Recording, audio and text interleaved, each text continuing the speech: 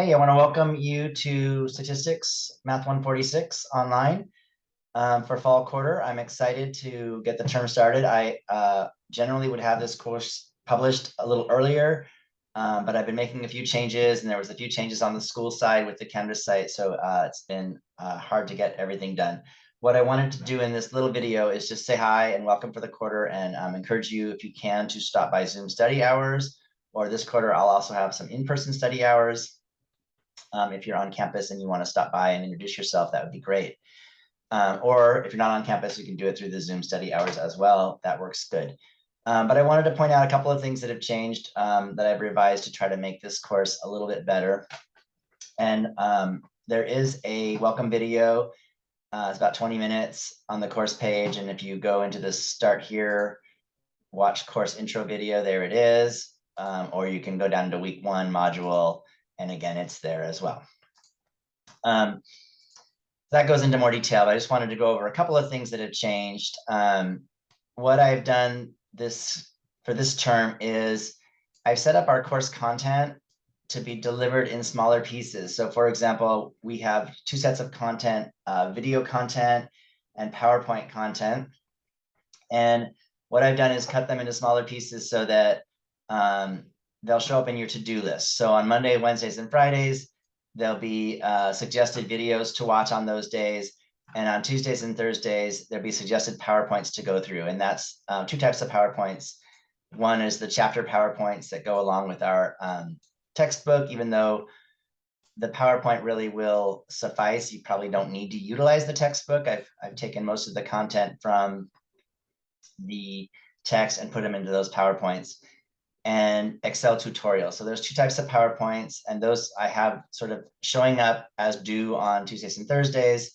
And then every Thursday and Sunday is when our things that we submit, whether that's online homework or some kind of Excel work, we'll be submitting things on Thursdays and Sundays. So I wanted to point that out. And the change really is that instead of just saying, oh, look up the chapter 1 videos, I've broken the chapter 1 videos down into different pieces, maybe about 20 to 30 minutes each. Do you have to watch them on the Monday? No. Do you have to do the PowerPoint on the Tuesday? No. The idea there is to allow you to kind of get organized with the content so that you're doing the instructional materials as well as the practice and things that are due to be handed in. So how you could keep track of this organizationally is you could utilize the Canvas to-do list. And I just want to show you that real quickly in this video, and then I'll turn you over to the longer instructional video. If you go to our Canvas homepage, and this is my student view, so it probably looks a little different than yours, but should look similar. You have an option to expand all the modules or collapse them all. And if I collapse them all, you'll see I have getting started, reference materials, and end each week. And then at the bottom or on the right, you'll see your to-do list. And what I've done is I've added to this to-do list these, it's the content, the course content. So when you should be looking at the materials to review. So for example, the first thing is to watch the course intro video. The next thing is to look at the checklist for week 1. Then there's the review chapter 1 presentation. So again, the videos on Monday, presentations on Tuesday, review Excel tutorials. That's on Tuesday. That's an Excel, that's a PowerPoint. Watch chapter 1 video lectures. That's a Wednesday. So it's trying to organize the content so that each day you're getting content. Now, do you have to do that content on those days? No. What I would suggest is that when you've done the content, say you've watched the intro video, then you can just click it off your to-do list and it disappears. You've gone through the checklist for week 1, click it off, it disappears.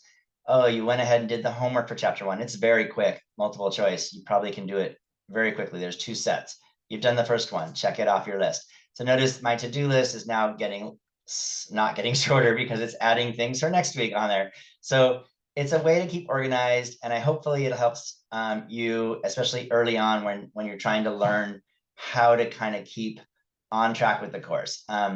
One thing I suggest, and I'll say it here, it's said somewhere else, multiple places probably, is especially early on, it's good to try to get ahead. And what I mean by that is if we have things due on Thursday and Sunday, that by the first Thursday, you're actually finishing the Sunday's work. And by that Sunday, you're finishing next Thursday's work. So you're like a due date ahead. And that means you've done all that stuff in between on the to-do list as well. So hopefully this change will help, and this little video helps explain that. And I have the other course video. I look forward to getting started for the term. I hope everyone has a successful quarter. That this course has shown to be successful for many students. And if you generally do the work and you do the instructional side, the videos and the PowerPoints, and then you do the practice side, the worksheets and the homework, most people have done very well. So hopefully that includes all of us. And if you are nervous or you want to talk about anything, please feel free to reach out. And I'm looking forward to meeting everyone and getting the quarter started.